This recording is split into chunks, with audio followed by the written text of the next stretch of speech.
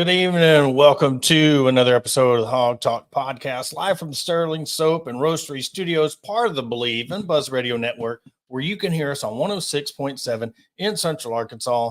All live shows are presented to you by Arkansas Brewing Company in downtown Ozark. I'm Porter Hayes, and alongside me, as always, is Adam Hall. We're also brought to you by Bet Online, the world's most trusted betting platform and your number one source for everything football. Think you know your stuff? Get in our winner take all 200,000 NFL survivor pool for the upcoming season. When the game's over, head on over to our online casino, get on the action, a game of blackjack, poker, or unwind in one of our over 150 slot games. Don't forget to use the promo code BLEAV to download the website today and get in on the action. Bet online. The game starts here, and a win's a win. Adam, it wasn't pretty there for the last 5 or 6 minutes of the first half. It was hot potato there for a minute, but pretty much other than that, you talk about the game. Arkansas wins 24-14 on the road after throwing the game away against Oklahoma State, having a piss poor performance against UAB. This, I don't care how you slice it up. This was an impressive win, a bounce back win. And on the defensive standpoint, I don't know if you could ask more out of a defensive effort than what T. Will's doing with his defense this year. You know, I'd say the defense in that was the shining point overall, at least to me. You know, it was one of those that there were still offensive struggles in the passing game, but T. Will did what he needed to do. And I think it shows too, week to week. You know, we didn't have, he wasn't on the sidelines last week against UAB. And then coming back this week, coming back to his alma mater, coming back to somewhere he's coached before, and walking away as a winner. This game was huge for him. So it's one of those, you know, Auburn's quarterback, Hank Brown, I mean, essentially wrote some checks that he couldn't cash. I mean, coming out talking about dominating Arkansas and then 3 interceptions in the first half, benched him. And, you know, I honestly thought that after the second interception for Green that, you know, that move to Singleton was going to be it. And then that didn't pan out. You know, he only got the one drive. So, you know, there was still questions, but at the same time, it's one of those that you went into a place that is difficult to win at, historically at least. You walked into a hostile environment and you did what you needed to do. Ugly or not, it was still a win on the road in the SEC. To start off your very first play with a delay of game. I mean, the crowd was in it. And I really want to give a shout out to Cole Kublik because he laid the blueprint out of how to win that game yesterday. He was talking that Arkansas needs to get these 8 to 10 play drives for 6, 7, 8 minutes to quiet the crowd. And they had the time of possession of 36 minutes, 36 seconds to 23 minutes and 24 seconds.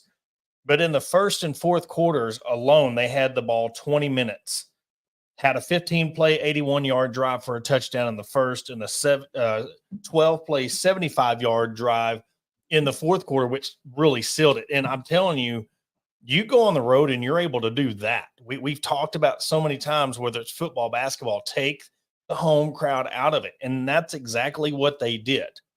I know that it's funny how people compare Taylon Green to Matt Jones.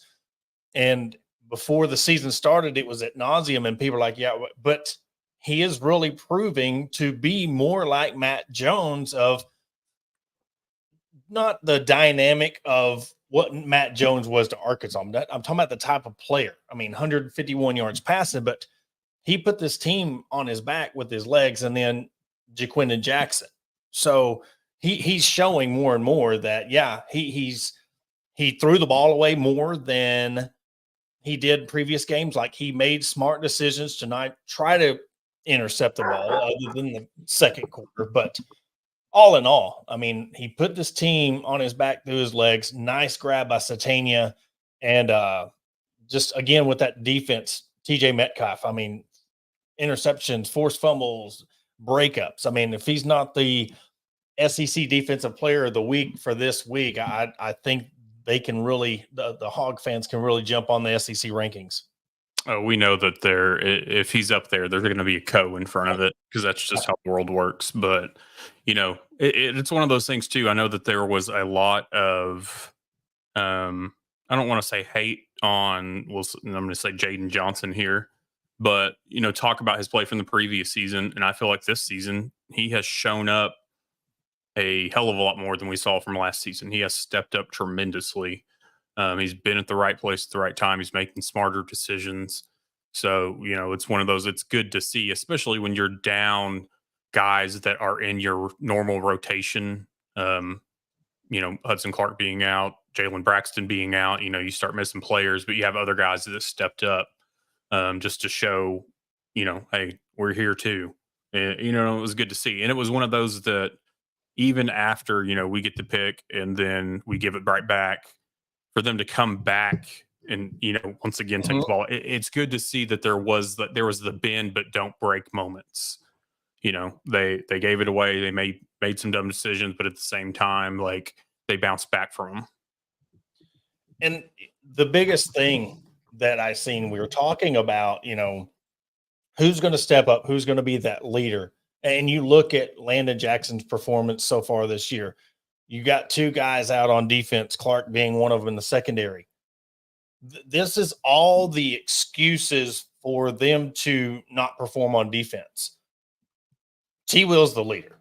I mean, and to say that about a coach, he should be, but we've talked about this buy-in thing. If that hasn't said anything about these guys, no matter who's in, they're going to play for this guy. I tweeted out earlier about, early candidate for the Broyles Award winner, just what he's been able to do.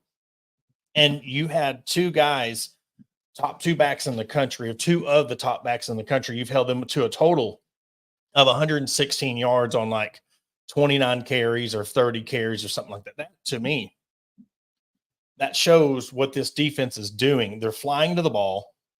That acrobatic tip interception, things like that you see, there's that effort that this builds confidence. And then going into the Texas A&M game, which we'll break that down and talk about that after our break, this is the fire that's been missing from this team. And you could talk about all the shortcomings on offense and the inaccuracies and the turnovers. You having this team that, one, you're putting these 10-yard or 12 plays, 75 yards, 15 play, 81 yards drop. You're not making the defense sit there and go balls to the wall for 30 minutes a game. Auburn had the ball for 23 minutes. So you're able to put drives together knowing your defense has got that's what's going to keep this defense healthy, not wore out, beat down. And very important game, takes a little pressure off Sam for a change of, you're not heading into Texas A&M already 0-1 in the SEC. No, and it was pleasant to hear. I'll play this clip here in a second. In the post game, I mean, they had a goal, which it should be your goal every week, but it was, hey, we're going into this, we're gonna win, and just actually hear kind of the certainty in his voice, if you will. I mean, he's still the soft-spoken Sam that we always know, but just the message to the players was a lot more in tune, I think, with where they needed to be, what they needed to hear. So here's that. We told 74 guys we're going to go win. We've got a better team. And I don't mean that cocky or anything. I just felt like we could come in here and win. But those things are easier said than done. Defense, Coach Williams and those guys had them playing lights out. Offensively, when they did score, I thought we did a great job of driving 75 yards to score to go up 10. Didn't put the game away, but it was close. And so I thought we played in special teams. I thought played really well. We made the field goal to put us up 10. We hadn't been doing that. We hadn't been going up 2 scores. It's been tight when we had opportunities. And certainly tonight, going down and answering the touchdown with a touchdown to go back up 10, put a tremendous amount of pressure on them. And so I'm proud of the coaches and proud of the kids. And it's a big win. Yeah, a big win. And he did mention, Ramsey, missed a field goal early in the game. But for him to come back, that's when you need those timely. Look, you can excuse, I know you want your field goal kicker. I know Cam Little was automatic, but to have him shake that off, come back, put that one through the uprights, put them up 10. You didn't have a feeling that Auburn was in the game, even with it being a 10-point game. You had that much confidence in your offensive line, your running game between Green and Jackson that you were going to be able to hold them off and put this game away. And they did just that. Mm-hmm. And it's kind of a tale of two games. Like if you listen to Hugh Freeze afterwards, I mean, it was just a complete, they have no clue what they're going to do. He's basically like, we don't have anybody that can throw. We don't have anybody that can run and hold on to the ball. Those are things we can't do. And I get it. You're mad. You're in the moment, but that's what we all saw. I will say going into the game, I thought that Jarquez was going to be a major factor in this. We all know that Arkansas's passed with backup quarterbacks or second, whatever coming in. We don't have the best history with it, but at the same time, I think that some of that too was Hank Brown opening his mouth like he did. Yeah. I mean, to come out and just say you're going to dominate Arkansas, these guys aren't going to take too lightly to that. If you don't, I mean, that's one of those things that a coach like Travis Williams, he's going to put that on everybody's law. He's going to let you know that, hey, this is what this backup is doing right now. This is what he's saying. Go shut him up. And they shut him up and they put him on the bench. Another key moment was that touchdown where they stripped the ball. That could have been a touchdown. That you talk about interceptions, they were trading back and forth, but that huge defensive effort, they could have easily just gave up, let him walk into the end zone, but to strip that ball and get it back, key point of the game right there. And that's just shows the fight. And you're going into an A&M game where you're going to need this fight because it's a neutral site game, and it's every bit of a neutral site environment. Arkansas always brings a crowd, but so does A&M. It being the last game in Jerry World, this is a very important game, don't get me wrong. But the fact that maybe A&M was overlooking Bowling Green coming into this game, we've had that issue with Arkansas and UAB, so we know this game's going to be a dogfight. But I can't say enough. I know before the season, Green and Satania and Jackson, the offense have gotten so much praise, but for them to be missing so much, there was so many questions about the linebackers and the safeties and the line. For them to be missing some players and still come out and play the way they are, averaging, they're allowing 88 yards a game on the ground, which I think ranks them. I want to say, I can't remember what the ranking was where they were ranked nationally, but I don't want to say 16th because I think that's their rushing yards in the nation. But to be able to allow 80 yards a game on the ground when you've played Ollie Gordon and Jarquez Hunter, mad props to the defense. Hopefully they keep this thing rolling and we're going to Jerry World and coming out of it with a win. Yeah, it's one of those that this game is always weird. Mm-hmm. Always. I mean, it's one of those that you can't let the refs decide anything. Obviously, we said the same thing going into Auburn, but you've got to be on point with this. You don't know what Texas A&M team you're going to get. And I know we can kind of say the same thing about Arkansas, but I feel like Texas A&M is a bit more Jekyll and Hyde than we are.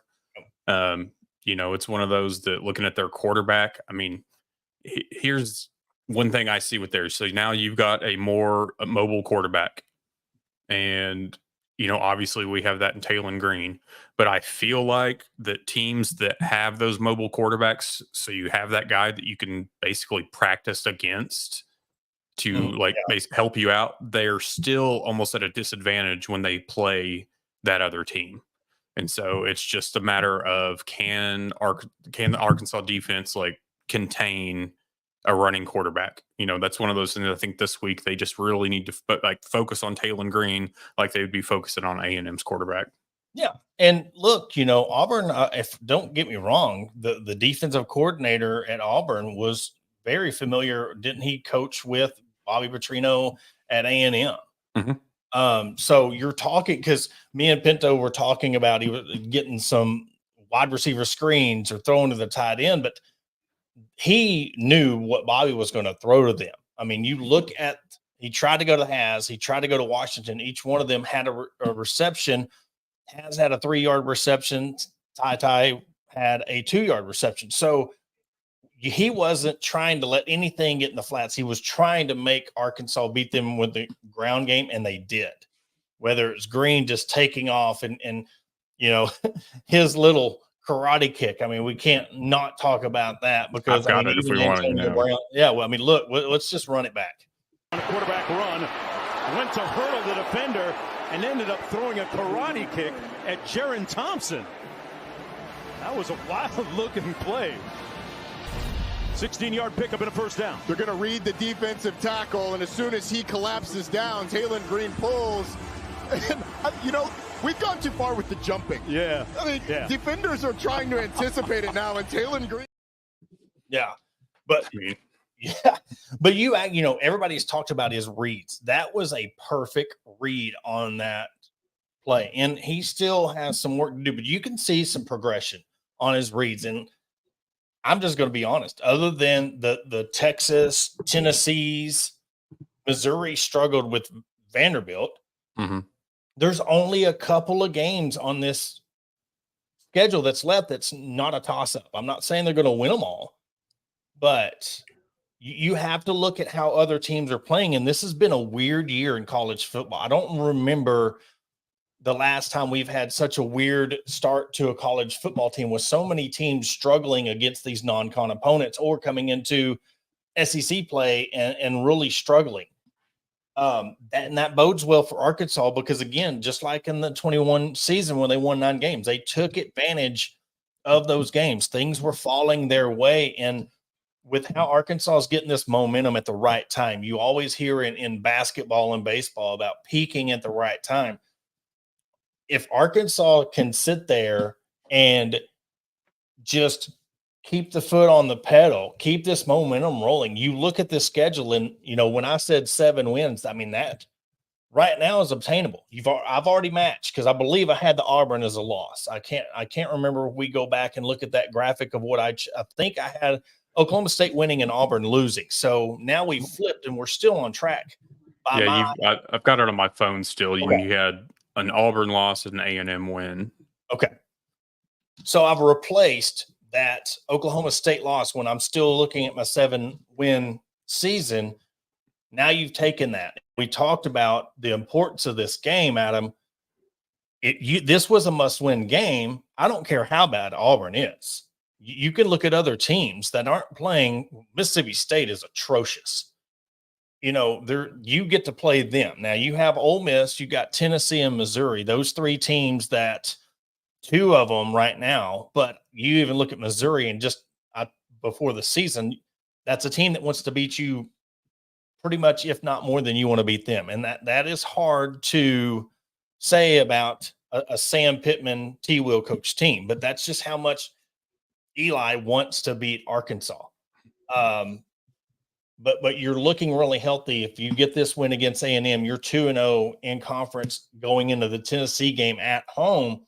Look, Tennessee could be riding high coming into this. You catch them off guard, or you put these 12, 15 play drives again. You can, if you're doing this effectively and you're going against high powered offense, there's not a team that you can't beat if you're able, I want to say this loud and clear, if you're able to effectively put these 10-minute drives together and hold the ball for 36 minutes, you can beat and play with a lot of these teams on your schedule.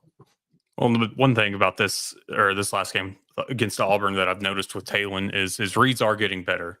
And I'll agree with that. There are times I feel like he holds on to the ball for just a half second, if even that, too long, when is he going to hand it off to the running back? Is he going to take off?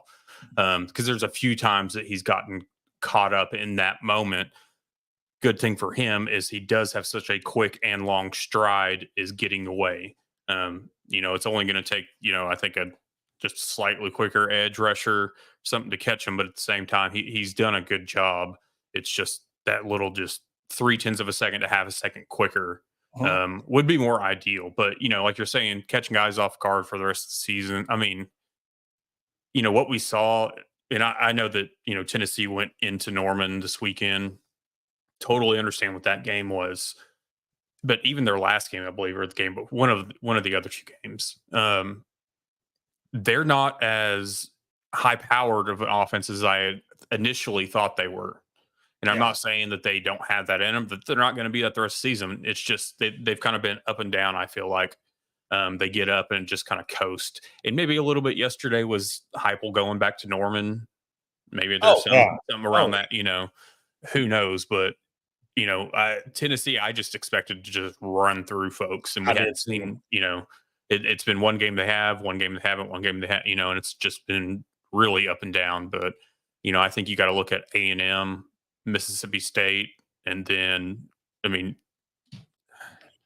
you got to throw in, like, can you finally end this with Mizzou and get back on the winning side of things? Yeah. And I don't care what Mizzou's ranking is going to be. I think that, it's one of those that Arkansas's tired of it.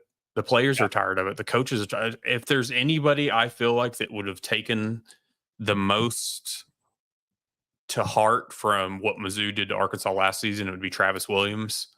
And so I think coming, of course, we're looking at the end of the year, coming into something like that, just like we saw yesterday after what Auburn came to Fayetteville and did last year. It's one of those that Travis Williams, I feel like, is going to have that game circled. But, we got to go week to week here, though. Well, and and let's be honest too, in the eyes of some Razorback fans, and rightfully so, you could go through and have a 6-win team or a 7-win team, lose that game, say in a heartbreaker to Missouri, or get blown out, and it really puts a damper on the season. Like, you had this promising season, you can play with Missouri because we've seen them struggle, and went down to the wire with Vandy. It was a missed field goal that sealed the game for them. So, when we see the other teams and you bring up Tennessee, I see Taylor Green and their quarterback. Very good on his feet, but he makes mistakes. He's throwing picks when he shouldn't. And I'm looking at this kind of new generation of this quarterback, and there's a lot of dual threats, and you see them in these 7-on-7 camps where they can just scramble and kind of just chunk it in the air.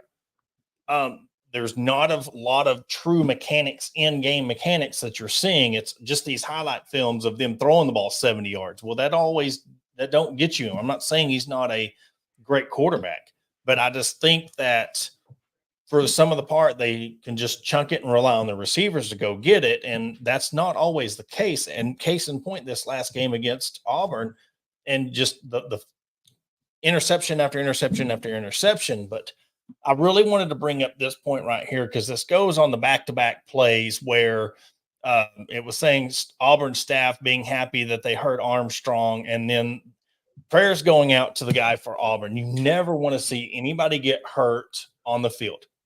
But I want to address really the play beforehand, because, of course, you have everybody, not everybody. I'll just say there was some that was like, okay, he should have been ejected. That was just because dude's helmet comes off doesn't mean, and I seen it today, the Saints game where the guy held him up and he come in and led him with his shoulder, and his helmet, something's got to happen where these helmets are staying on. But I want to say, I talked about it with the doctor on Wednesday's show, but just because the guy's helmet comes off or it's a vicious hit, we can't just throw a flag or that was a clean hit on Armstrong, and Armstrong bounced back and had a hell of a game.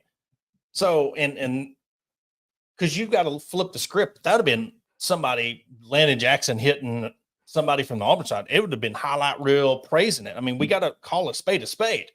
But there was nowhere in that hit that was a textbook hit that we're used to seeing. That's the football we love.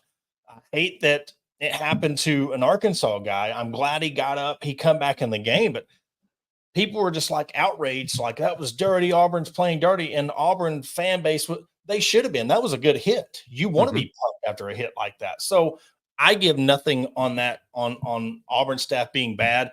It just sucked that the following play, the guy for Auburn did get hurt, because you never want that to happen. You don't want it to be like that.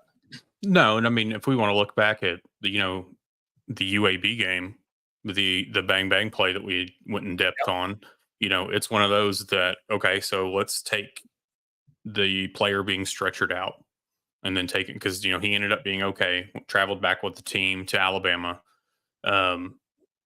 But it was one of those things that if he had just got his helmet knocked off, got rocked, didn't get carted out, it wouldn't have seemed like as serious of a moment.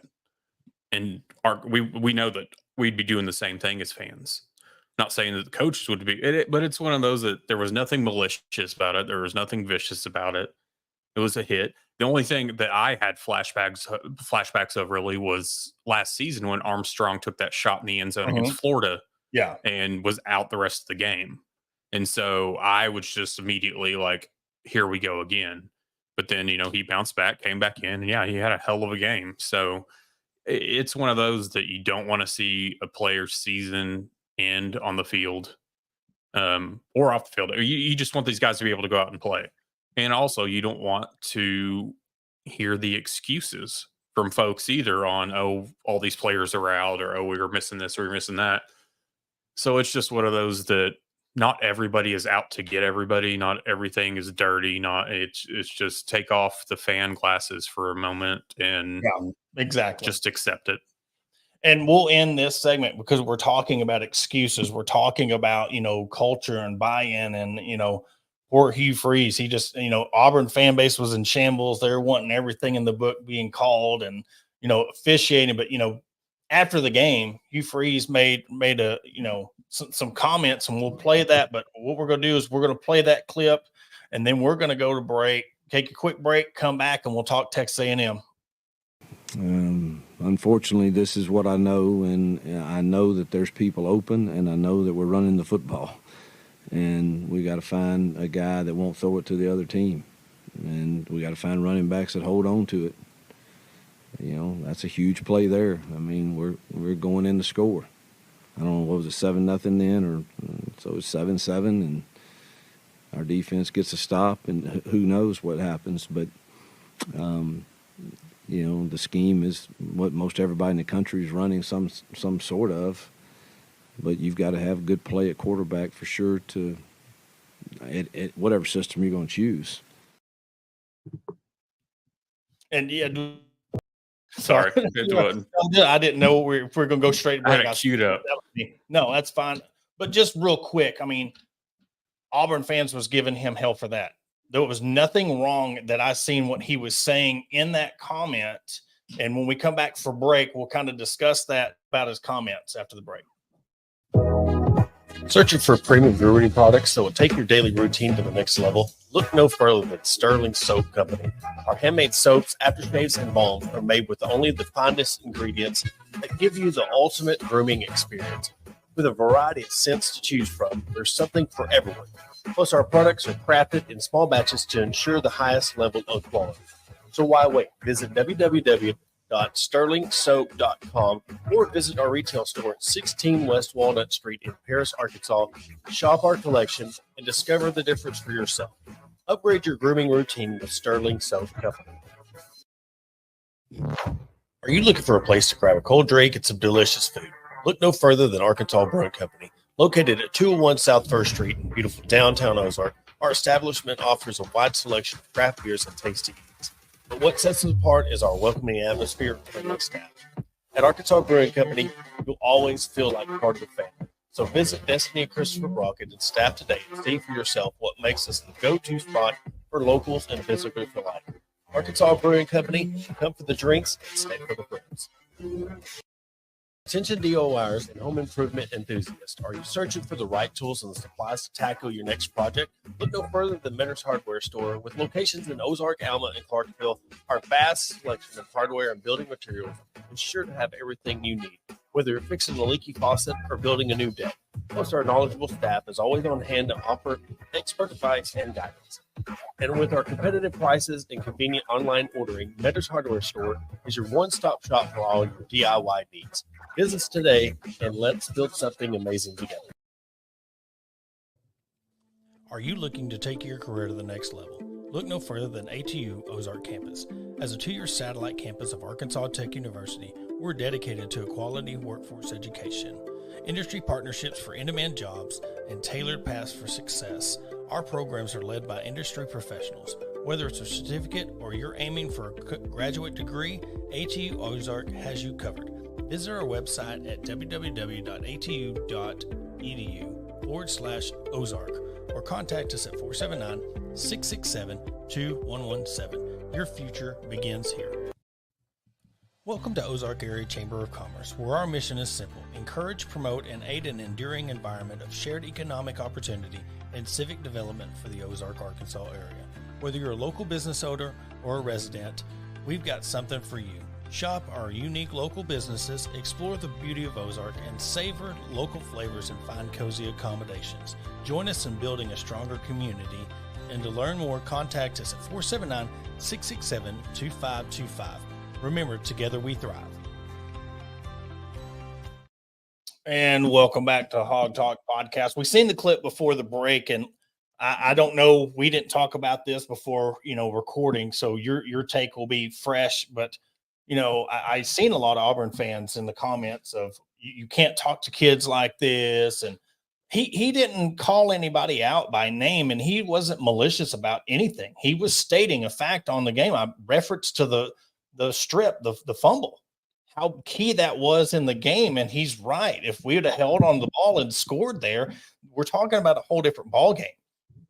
But I want to bring up, that's part of, look, these players are athletes. They're getting paid now. They're getting NIL money now.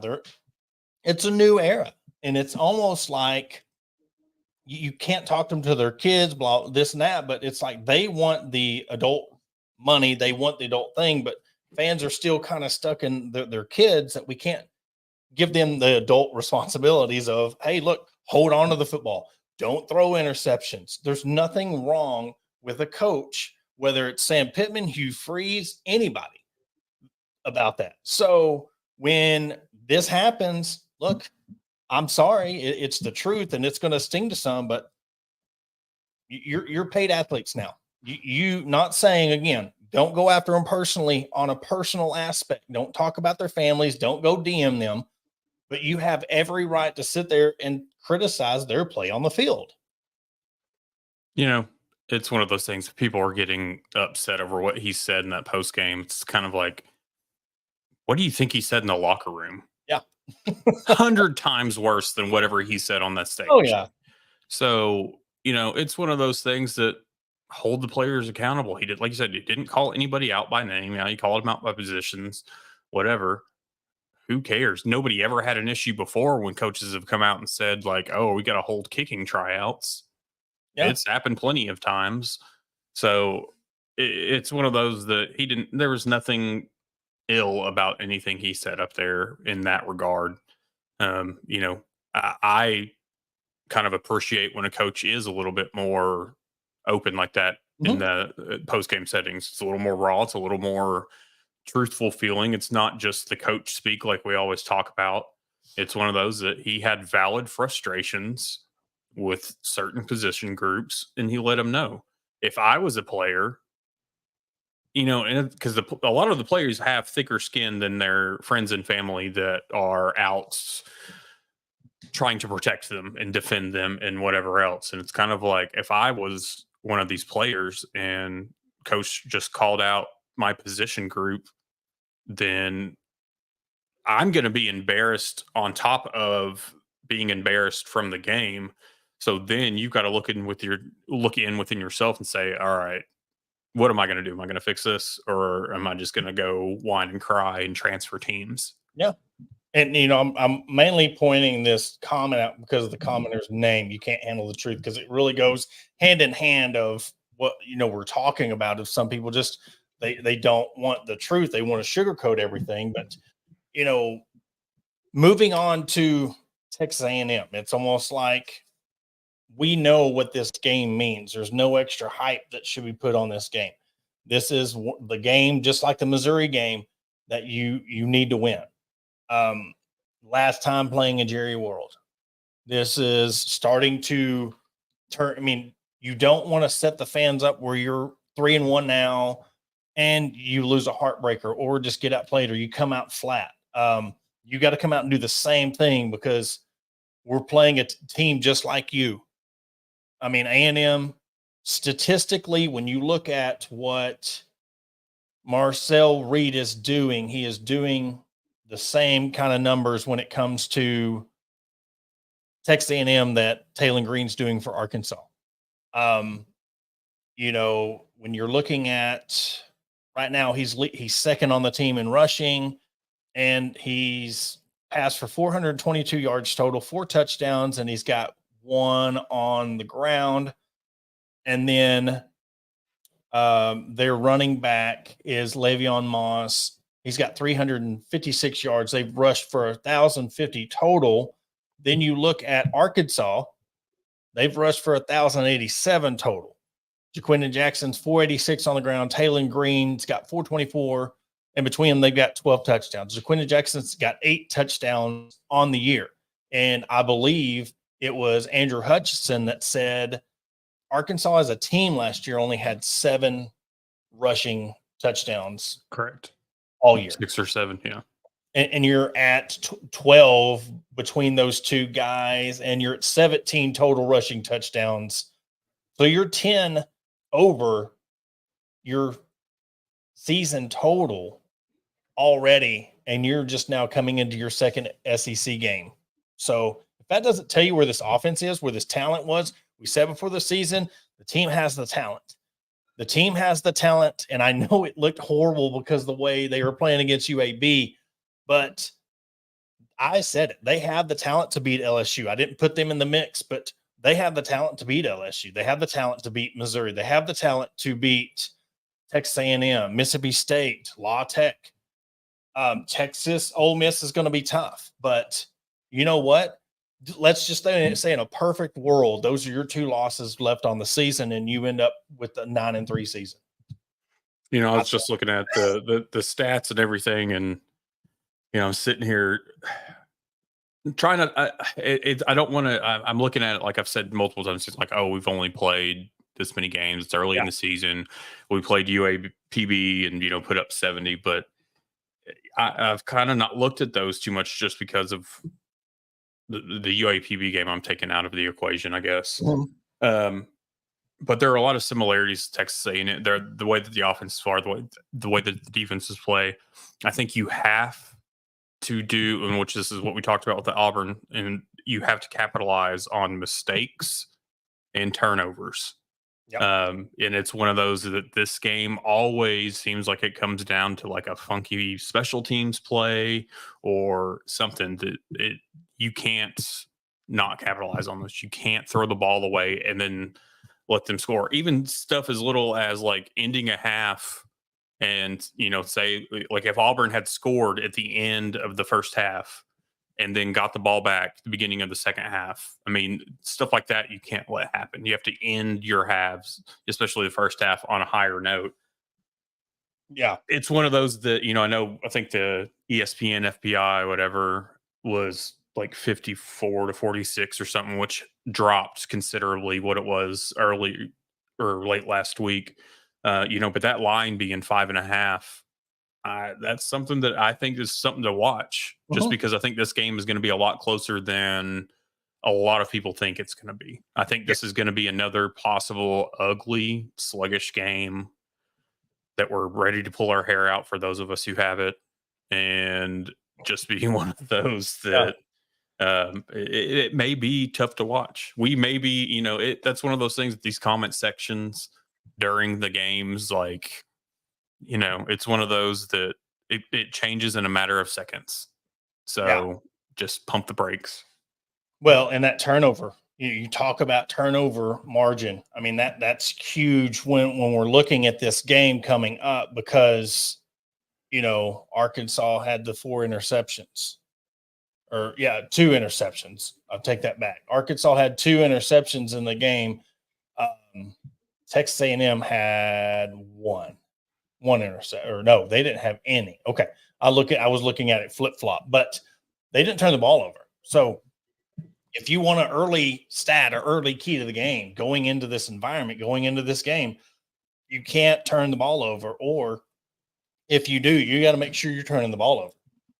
But I have faith in this team that they're going to cause turnovers. I mean, look at what they've done already. And again, when you're looking at, Marcel Reed, what he was doing, again, he against Bowling Green, not like it wasn't like he balled out. Bowling Green's 1-2 on the year.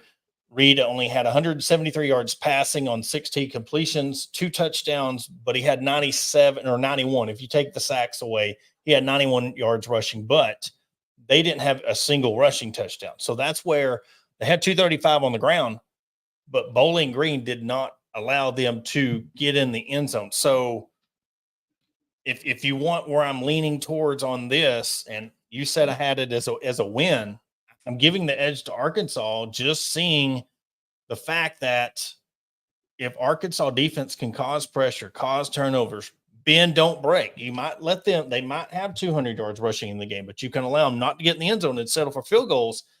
That's going to be good. But devil's advocate, we were saying the same thing coming out of the UAB game and how UAB just run all over on their defense. They were underprepared for the game. Now we're coming in. It looks like we're starting to kind of put things together. This was a one game ingredient or whatever, one game sample per se. So let's put 2 games in a row where you're playing solid. That's what's going to change people like yours mind. Other people that are still skeptical, you put a couple of 2-3 games, you go on a 2 game, even if you drop the Tennessee game and then you win the next 2, I mean, you're sitting pretty. I don't want to say that I'm like completely calling the UAB game a fluke, but that's seeing what we saw yesterday. That's almost what it feels like. Yeah. And I'm going to say going into the A&M game, that's what I'm going to treat it as. There were glaring issues that we saw against UAB that we didn't see here. And so that's one of those that just call it like it is, put it in the rear view, move forward. There's no point in using UAB as a sample for anything. You've got the Auburn game now. Use the Oklahoma State game. Use those 2 games as what this team is, could be, will be, whatever, and go from there. I think that's the best way to do it. And take out the 70-0 win, take out the head scratcher of UAB, and just move forward. See what you can do. Because a lot of us, I felt like A&M, as a lot of times, they've been ranked too high, which I know they were 24th or 25th. They went up to 24th before what game was it that they lost earlier in the season? Lost to Notre Dame. Yeah. That's one of those that I just think going into it, they get the benefit of the doubt for being Texas A&M ranked too high. I don't think they're that good of a football team. Yeah. And so it's just make them make mistakes. And I think that you have to have Jaquin and Jackson needs to have a field day here. Yeah. Well, and the comment here, talking about Rodney Hill, but also Braylon Russell. You're starting to see that, Rodney Hill, he's got 14 carries for 73 yards, a touchdown. Braylon Russell's got 13 carries, 47 yards, and 2 touchdowns. If you could just bring those 2 guys in, and I'm going to remove this just for a second and for the screen's sake, but if you can just bring those guys in to get you those 3rd down conversions, or come in for a series or a set of downs, and give Jackson some breathing room, and one that you're putting these guys in there and they can get you a touchdown or get you a 1st down, especially with Braylon Russell. But Rodney Hill is the same way. I think it was Matt Jones on ESPN in Arkansas was talking about who's going to be that RB2, because if people really start keying on Green and Jackson, or, if they know that, say, Hill's in the game, they're really going to key on Taylor and Green. But if you get these backs that they really have to respect whoever's in that running back position, that's going to open everything up. And I think this is going to be a statement game for Arkansas. I'm not saying that they blow them out, but even if you win this game, you win the game. You have to take advantage of these teams that are down. And I'll bring the schedule back up. You're looking at this schedule: A&M, Tennessee, LSU, Mississippi State, Ole Miss. If you want me to go based off this talent and how Arkansas played on the defensive side of the ball and ran the ball, yes, they still have some work on the passing game. They have the talent to win 3 of these next 5 games. There's a lot of people who weren't saying that coming into the season. I don't even think I will. I mean, we're at 3 wins right now, and then if you win those 3, you're sitting at 6 wins right there. So now you're bowl eligible going into November. I mean, honestly, how much would that say about this team if you're bowl eligible going into October, in November, and not having to rely on that game against Missouri to become bowl eligible? Well, and I know, like yesterday, I watched with a group of friends, and we always get together and watch one game a year because we live in different cities and whatnot. But I knew it was going to happen, just like it still does in random conversations. My prediction record gets brought up, and it's, what are you going to do with this? I'm not going to do anything. I went in with this with my 3-9 prediction, wholeheartedly knowing that I don't want it to be that. So guess what? Arkansas is already at that win total. It's one of those things that I'm still just going to, like you've been doing, take it week to week. What is this going to seem? I'm not adjusting my prediction. It's one of those that I'm just now going off of, like you've done. Okay, now we're a 3-1 team. Yep. Where are we at right now in the moment? Where is the other team that we're going up against at right now in the moment? Yeah. So, it's one of those that if you have to be that gritty, ugly win team that's going to slug out 5, 6, 7 wins, 6, 7 wins, do it. Yeah. Shut up a lot of people. Because it's the thing too, is there's a lot of folks. Yeah, we still had the 8-4 predictions, even some 9-3 predictions, whatever, that come out every year. But I think if you show heart, you show grit, and you come up and you don't lay down, you just smack everybody in the mouth, whether you win or lose. It's one of those things that if you pull out 6 wins, you're going to have a lot of happy fans. And I'm not saying you're doing that from the moral victory standpoint that I know everybody hates. I'm just saying that you are putting out a lot better effort and product than we saw last year. Yeah. Well, look, and we've said this, and I told you, when we're giving out our predictions, we say it, we can cut up and joke and blah, blah, blah. But you come out and said, I want them to earn it. I want them to earn that. I'm just giving this. I'm not just going to give them 6, 7 wins because I'm a Razorback fan. They've let me down so much over the years that I want to put out a 3-9 because that's what at this moment, I feel they're going to be. You said that right after the Missouri game. So nobody should give you any kind of crap, because I guarantee you 75% of the people that are giving you crap were on your same side of the fence coming into the season. But it's a prediction. It's not saying you want them to lose the game. Like even in our pick'em, I still wanted Arkansas to win, even though I had Auburn. I mean, it's a belt at the end of the year that we can hoist up and say that we had the best picks, but all in all, we want this fan base to believe.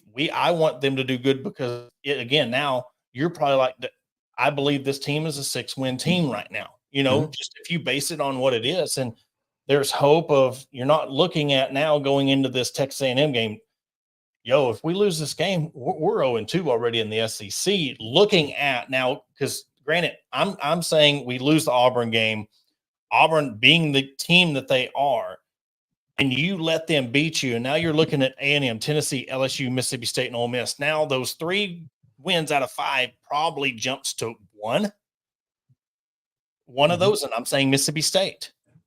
So, I mean, you look at what one win in the SEC positions you with confidence, with your resiliency on defense. You're able to hold teams under 100 yards rushing, what that does to your psyche, and you go in and win this Texas A&M game.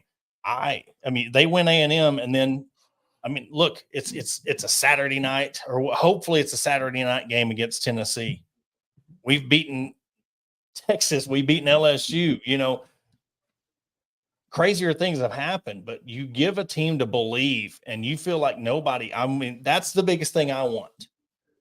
I want to get back to when Arkansas plays a home game. Arkansas has that swagger, and that opposing team is fearful going into Razorback Stadium thinking that they're going to lose the game. They have to play an A+ game to go in Razorback Stadium to win the game. They don't have that.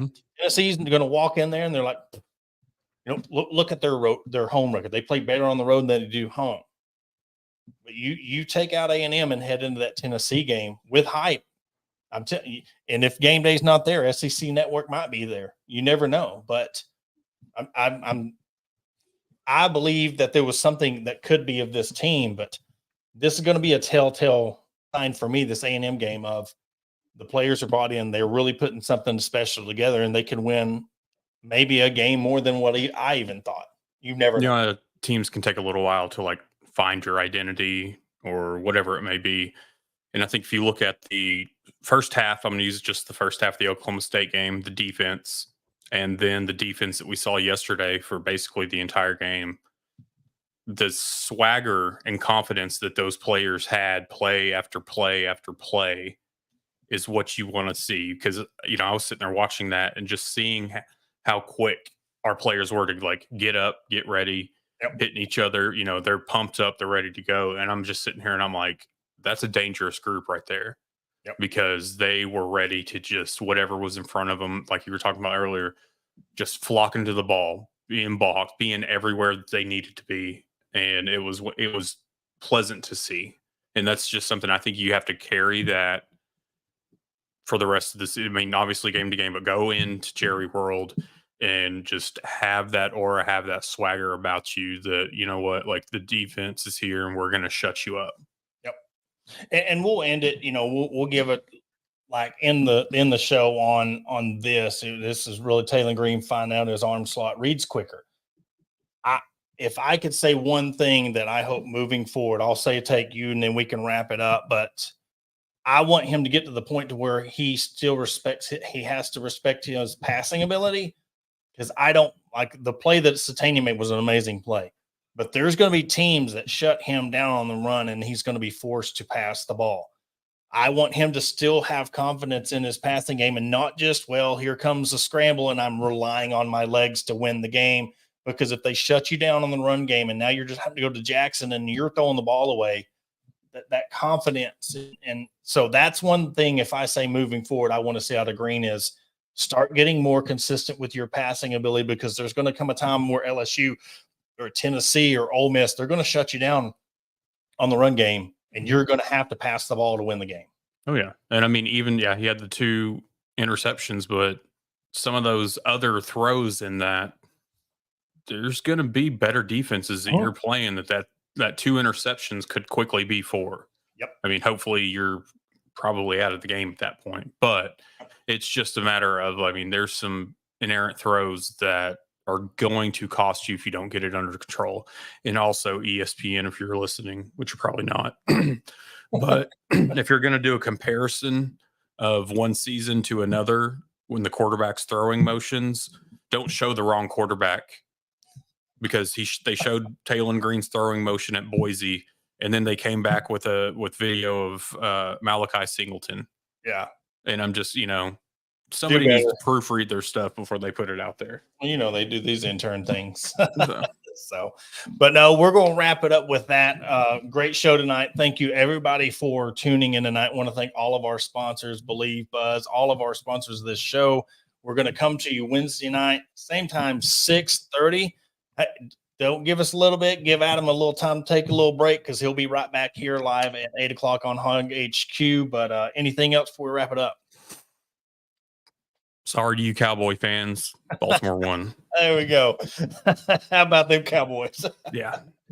Well, that will do it for this episode of Hog Talk Podcast. Again, brought to you by the Believe Buzz Radio Network and Bet Online. We'll catch you on Wednesday night.